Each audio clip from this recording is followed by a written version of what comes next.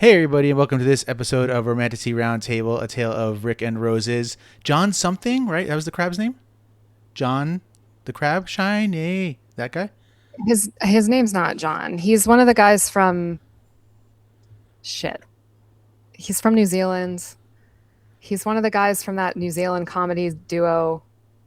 Brett and Flight of the Conchords. Right. My name is Rick, and I'm joined with my roses. Jerome. My roses, Jerome and Jermaine Clement. I'm joined with my roses, Jerome and Jermaine Clement. They are brothers. There he is. Roses? I'm Amanda.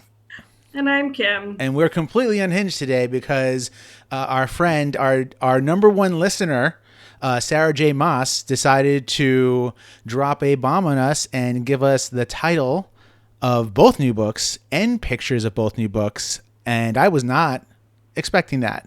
And we're so thrilled to have the exclusive of the titles, the covers, and the blurbs. That's right. So thank you for listening here for this information you can't get anywhere else. I actually checked the statistics. We are the number one romantasy podcast with hosts from 2 different states in the world. That's also probably not even true. With a 3-person host, one specifically from Jersey, in the world. And a straight male. There you go. We actually might be the number one romantasy podcast with a straight male. There it is, everybody. But yeah, all right. So we love all of our non-straight male listeners. We love all of our listeners, all 5 of you. So before she dropped this bombshell news, I side text Kim because I was on Sarah J's website and I saw the pictures. I can't hear you. Sarah J. Yeah. Is her name, no? That I'm her friend.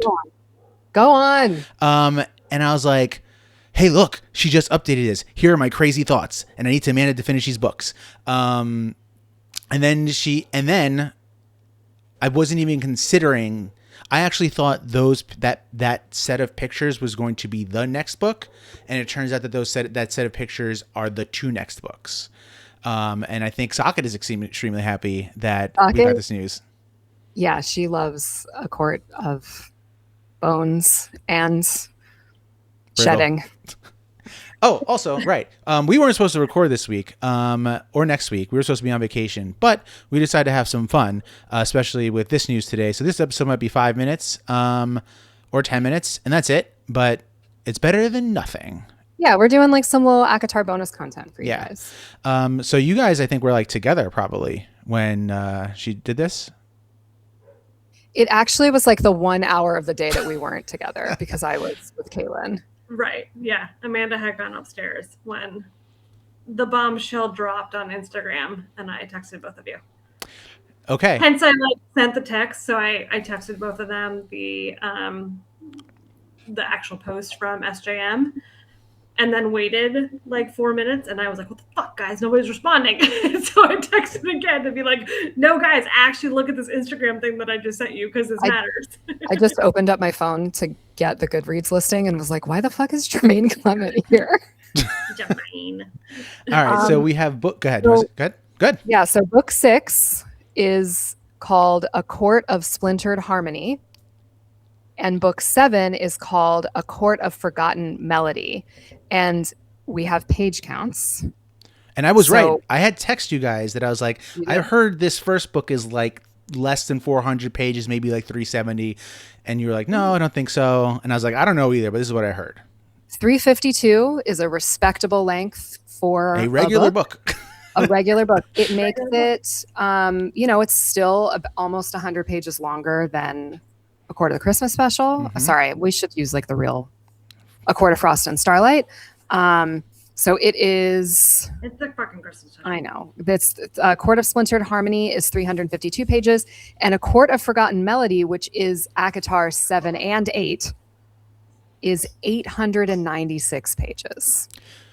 Well, it's 7 and 7.5 because she's not saying it's ACOTAR 8 because there is a fourth book at some point. Yeah, I'd be a little disappointed if it was 7 and 8 because like all Crescent City's clocking at 800 pages. So you're right. It's the Valkyrie cycle movements 1, 2, and 3.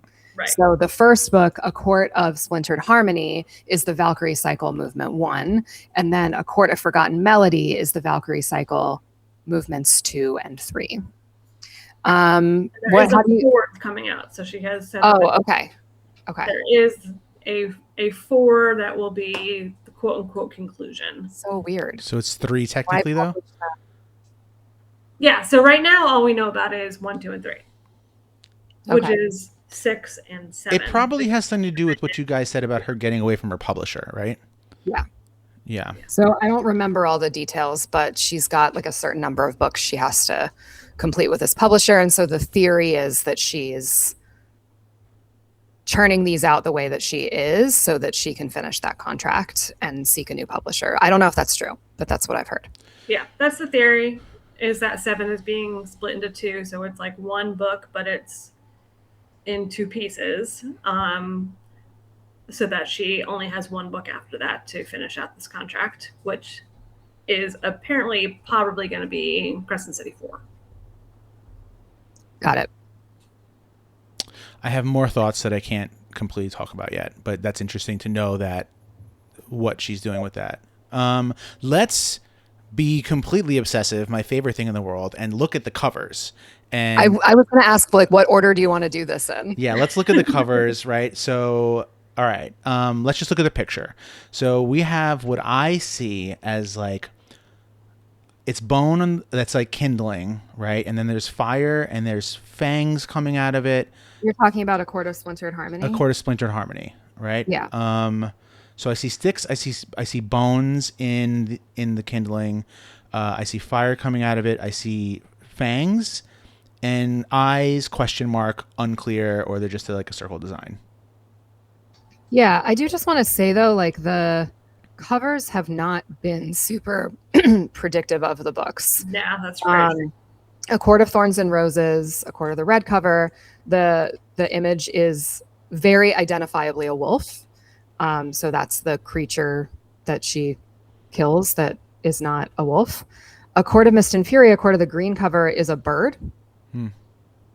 I don't remember a bird Period. being relevant in that book. Then they get a little more abstract. A Court of Wings and Ruin is like a sword going through some swirls. There's, I guess, I always interpreted it as Azrael's sword because that's like the most famous sword in the book. A Court of Frost and Starlight is a flower. And then the most identifiable since A Court of the Red cover is A Court of Silver Flames is the mask. Okay. So this is like the fact that it is not one identifiable thing is kind of surprising to me because the other ones are all a thing with the exception of A Court of the Pink cover, which these covers are ombre. So we're going to have to change up A Court of the Sunset cover. I like that. Which is A Court of Splintered Harmony, and then A Court of Forgotten Melody can be A Court of the Beach.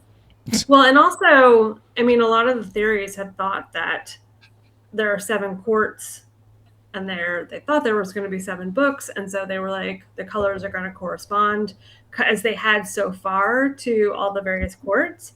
Mm-hmm. And then again, these covers are just like fucking everything up. Yeah. Well, they are ombre, there's multiple colors, they're not actually the colors that haven't been done before. And I think also the fact that A Court of Silver Flames has 2 covers, like it is very commonly sold both in a gray cover and in a orange cover. It's not like there are special editions, but those are not the special editions. They're just like the hardcover and the paperback. Well, if we were going to be crazy, do we take anything out of this picture?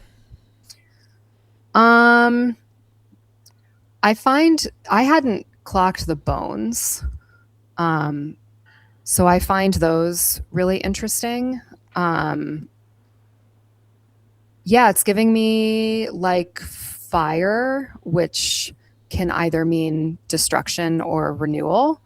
So I think that's interesting. I do not know what's going on with those fangy things. Right? Yeah.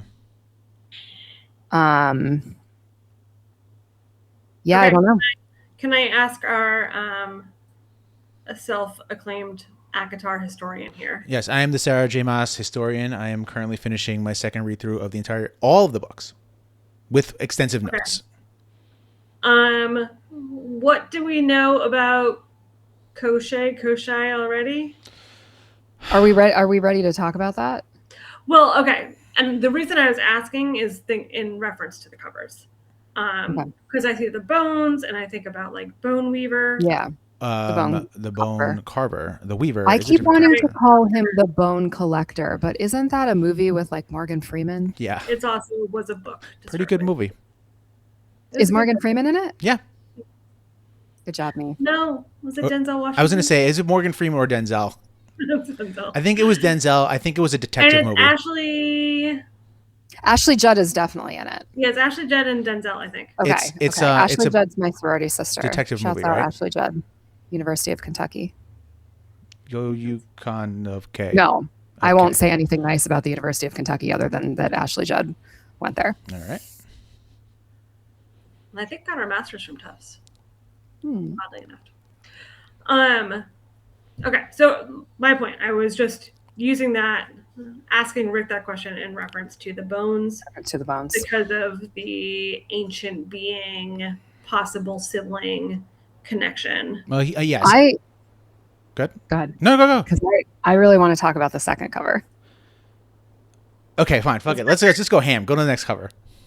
So the cover of A Court of Forgotten Melody is identifiably a spider. Yo, if that isn't a Stygian spider, everyone can get fucked.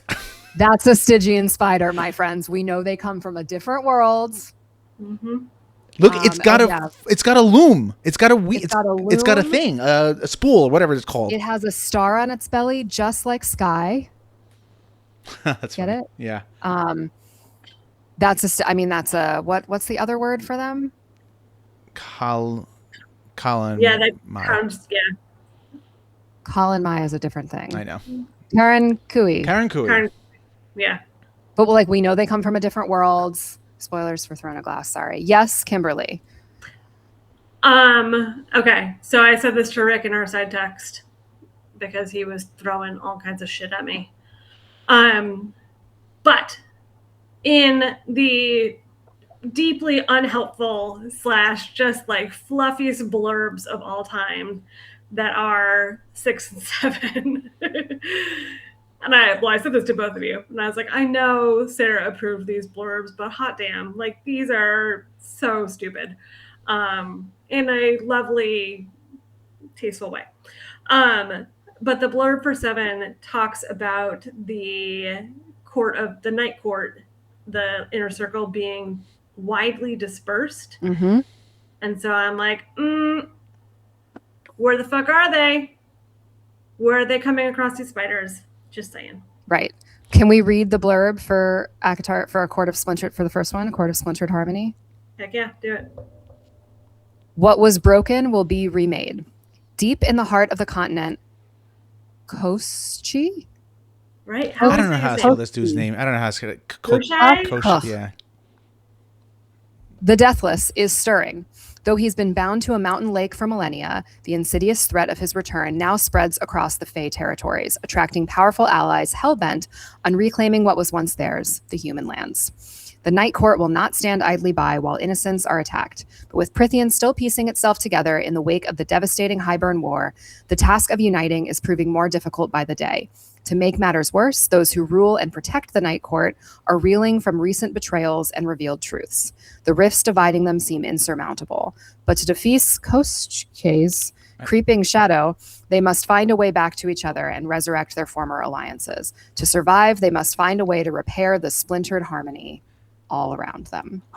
Tamlin's back, baby. This is his redemption arc. Because they have to redeem you just said it. That's like 2 sentences ago. Also, you're not centered. But it's the Night Court. Read that 2 sentences ago before. They're repairing the splintered harmony. No. To make matters worse, those who rule and protect the Night Court are reeling from recent betrayals and revealed truth. The rifts dividing them meaning the people who rule and protect the Night Court, seem insurmountable. But to defeat Koschei's creeping shadow, they, meaning the people who rule and protect the Night Court, must find a way back to each other and resurrect their former alliances. With each other? Question mark. Tamlin, you're not centered. Look, Tamlin's back. That's all I'm saying. Ooh. Am I centered? Yeah, you sure are. Am I huge? You're not huge, but you're definitely. No, you're fine. You're like how we are, but before you were like this. Do we know anything about Koschei the Deathless? Yeah, I mean he was in a court of Nesta Banks Cassian. I don't remember that because I was really focused on the Nesta banging Cassian part. I also thank you because really I also good. think, okay, now I need to go. I really actually need to read Silver Flames. So can you give us what's his deal? Yeah, he is siblings with the Bone Carver. Oh, is he the guy that Cassian was like all afraid of? No, the guy that Cassian was all afraid of, Nesta killed. Okay. This guy was in a lake, and he's the one that like put a spell on Vasa. She was like the princess. She's the princess. The bird princess. The bird queen. She was one of the 7 ruling queens. The queen sold her out to him. Yep. And she was cursed to be a firebird. Correct. Yeah. He is an ancient being. He's the sibling of the Bone Carver and the Weaver. So he's tens of thousands of years old. And he's got some fucked up magic, but he didn't really do too much. He did make an appearance. He was there for like a hot second. I actually think he was in like a spirit form, like not there actually physically, in a court of Nesta Banks Cassian. But he had always been my question mark for a while. So I guess my question is, so we know we have a villain. We know that our protagonist seems to be the Night Court broadly. Mm-hmm. So it's maybe giving Throne of Glass in the sense that it's like we're following kind of the whole crew. But I'm really interested in the fact that it's called the Valkyrie movement or the Valkyrie cycle, because we know the Valkyries are Nesta, Gwen, and Emery. And Nesta had her story already, and it is complete. So, I mean, she can do heroic stuff, but she can't do romance. Right. This is not a court of Nesta keeps banging Cassian. No. And I would read that. I was about to say, I really hope there's at least one chapter for that. Cassian, book boyfriend of the year. It's August 17th. I'm still saying it. This feels to me like Throne of Glass. Like we are about to get our Ocean's 11, like the whole gang, point of views from every freaking person. They're about to go all over the place as we're figuring out how to defeat this dude. But it's a short book. But the cycle's not short. It's a prologue, it sounds like. Right. Yeah. A long prologue. If the book is in 4 acts and this is act 1, and then we're getting... No, not really. I mean, each act is like, 350 to 400 pages. Right. Movement. So here's the thing. Okay. So I will say some things, but not all things. I had been thinking about this when I was reading Crescent City, but all of her books... Amanda knows. You know what? She doesn't know. Is it about the otters? We love the otters. Is it about the ballet? Sort of. How many fouettes can we do in a row? No, right. Hold on a second, right? It's just spinning on one foot. A movement, right, is a thing in some sort of dancing, right? It's like that's what you do. You do a movement, but all of the books every single series has to deal with an art form, music, right? And these titles, movement is more associated with music than dance. Great, that makes it even better, right? So like a chord of splintered harmony, forgotten melody, right? We have the harp that we're talking about in Nesta's book, right? I really think I think these names have something to do with the Dread Trove and music, because the whole series has something like that, right? There's the ballet, right? In Crescent City, right? They really go, like, they do a lot of that in Throne of Glass. We have like the play and the singers, right? The orchestra. Even Aelin plays like the pianoforte. In ACOTAR, she paints. It's not really music, but it's got the harp. She paints. It's not really music. But it could be music with your hands. No, I think you're onto something with both. I hadn't clocked melody and harmony, but you're right. There are some, those two things plus the word movement is really, there is definitely some musical stuff there. Like, for sure. That's not accidental. That's two on the nose. I think you're right. Right. That is what I have to say at this moment in time. But I don't really understand what the Valkyries are going to be doing. I have a big thought, but I'm not ready. It's not fully fixed I yet. just have to Kim has a say, hand. sorry, Kim, go. I'm just curious, again, kind of thinking like big picture as a writer here, because it's obvious that like the original ACOTAR books all sort of followed name-wise and naming convention-wise, sort of a predictable formula. And then like Silver Flames was sort of like the one that was like a slight departure from that. And then clearly this is like moving in a completely different direction. I'm still sort of like, how does Silver Flames fit now? Because like the original 3.5 are all sort of like really sort of, SJM sort of canon at this point, and then Silver Flames, and then now we have sort of like these musical references for the next one. It's making me wonder if, we like the Christmas special is a bridge, right? It's making me wonder if Silver Flames is also a bridge. Yes, the answer is yes, easily. Like, because we've got Farah's trilogy, right, and now we're getting the Valkyrie right. cycle. It's the start of right, and so it's like the Christmas special is like the steps onto the bridge, and then Silver Flames is the bridge. Right, they're handing the ball off to Nesta in the Christmas special, and especially if this is going to be about Valkyries, that is where the groundwork is laid. I also don't know like how much Farah and Rhys can do in these books because they got a kid. They got a baby. Right. And we don't know when this takes place. That's true. So Bebe could be, I don't know how Faye age. That's totally fair. I don't know I didn't even know about that at all. What do we know about baby Faye? Nothing. Like Nyx could be like fucking 20. I'd actually like it if they went further than that. Like 100 years later. That would be a big... I would not do that at this point in the game. You don't think so? She can do that in 5 years. Okay. You don't want to do that. Well, because that's how you end up having to go back in time and writing other stuff, and like just you don't want to write that far out of order. I don't know if you guys remember, but like again, like I don't know how much, and I think people will be upset at this, but like I'm sure Rhys and Feyre will be in the book, but I don't know how much action they're going to get into because do you remember they're tied to each other. If one dies, the other dies. Yeah. Yeah. So I agree. Rick, you hate Valkyries. How are you feeling? I don't hate Valkyries. I roll at Valkyries so hard where it's like, hey, look. Okay, in the Court of Nesta Banks casting, it's like, hey, look, I found this thing about Valkyries. Tee ha ha. It's so cute. And by the end, it's like, we've trained for a week and a half. We can cut a ribbon. We're Valkyries. I'm like, get the fuck out of here. Like, these... They make it to the top of the mountain. Right, but after training for weeks, when these Illyrians have been trained, literally that's their life. Like... Okay, you tell me you love A Court of Silver Flames. I love A Court of Silver Flames. I love it. Okay, but now you're telling me that you hate the fucking plot.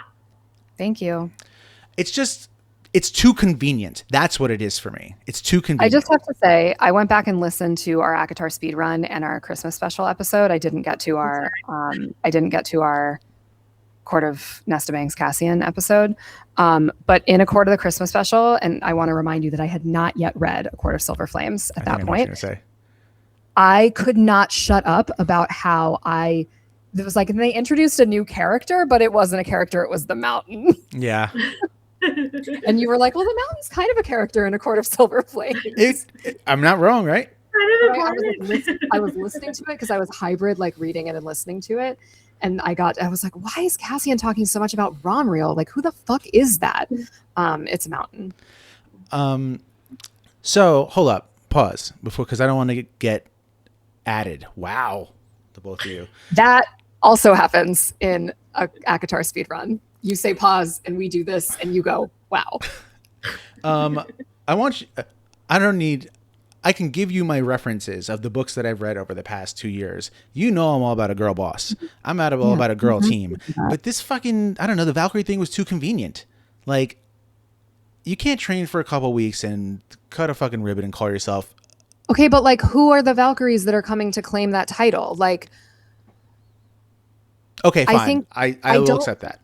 I don't think it's an end stage. I think it is a dedication for who they are from here on out. Great. I will accept that. It's not like, we did it. We checked the box. We're Valkyries. It's like, no, we have done the thing that you have to do to commit yourself to this path, and we will continue on this path together as a unit because that is what Valkyries do. Great. And I think that's what we're going to see in the Valkyrie movement. I'm with that. And like, if Valkyrie cycle. If we see like Nesta captaining them or something, but pulled back, that would be great, you know. Give me a Gwen. Which one is the Illyrian? Gwen is which not one the do I Illyrian. ship with more? What the fuck it's was Emery. her name? Emery, yeah. Emery's the Illyrian. Okay, give me a Moore and Emery love story. I know, it's never going to happen. That's all I want, Sarah. They're talking about Gwen, Azrael. Everyone's talking about Gwen and Azrael, and I don't know why. I think they like flirted a little bit, but like, I know. I don't like it. That's like why I don't like it. I'm so sorry. I'm in the Elaine and Azrael camp. I know. I know. I have nothing nice to say about Elaine. Me neither. But no. I think Azrael brings out a better side of her than Lucian does. And also, none of y'all had anything nice to say about Nesta before Silver Flames. And now y'all fucking love her. I actually, having recently listened to the episodes, I defend Nesta quite a bit in both of those episodes. Mm-hmm. Yeah, because you can't have the full... Okay, here we go. Welcome to my Star Wars podcast. You watch episode 4, Darth Vader's evil. You watch episode 5, Darth Vader's evil. You get to episode 6, and it's like, wait, hold on a second, right? Like, you have to have the whole story before you can get there, right? Let's talk about the King of Adarlan, Dorian, right? We thought he was truly evil, and his physical form was evil, but like he was fighting from inside till the end, right? And I think like let's talk about Manon, right? And in Dorian, like I think that Sarah writes redemption arcs well, and she also sometimes chooses not to write a redemption arc, like with Kale's dad, and I think that's valid. So I don't think we know who's getting one and who's not. Yeah. I wouldn't have put money on the King of Adarlan getting a redemption arc. Right. All right. Do we have anything else about these books covers before we do another fun episode? Or are we good? We want to hear your thoughts. Tell us what you think about this announcement. Are you excited? Who do you think? I really think the big question is like, who are the couples? What is the love story? Because I think as much as like we are people that like the fantasy, the money's in the smut, baby. Hell yeah. Man. And I'll tell you this, after rereading all of her books, I have seen her growth in smut, right. And I'm ready for this next book. Because even Crescent City, I'm like, oh, Sarah. If it's Lucian, he can bring back the mask, right? You know. Yeah. I mean, A Court of Silver Flames is a 5-suit book. Yeah. And so I'm hopeful, and I think it would be really cool to see this in like a Throne of Glass style where we're multiple character perspectives. Crescent City also does that quite a bit, and so I think it has to be. I think it has to be, and if we're going to write in this universe forever, which if I were Sarah, I would. Me too. Then I look forward to her writing us soup scenes for lots of characters. Oh yeah. Throw in some Nesta and Cassian soup for us, please. Oh yeah. But don't give him a baby yet, please. Seriously. Not yet.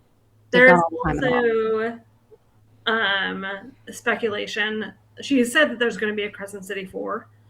And then she's also talked about like another book that she's like not ready to talk about, but she feels like really drawn to.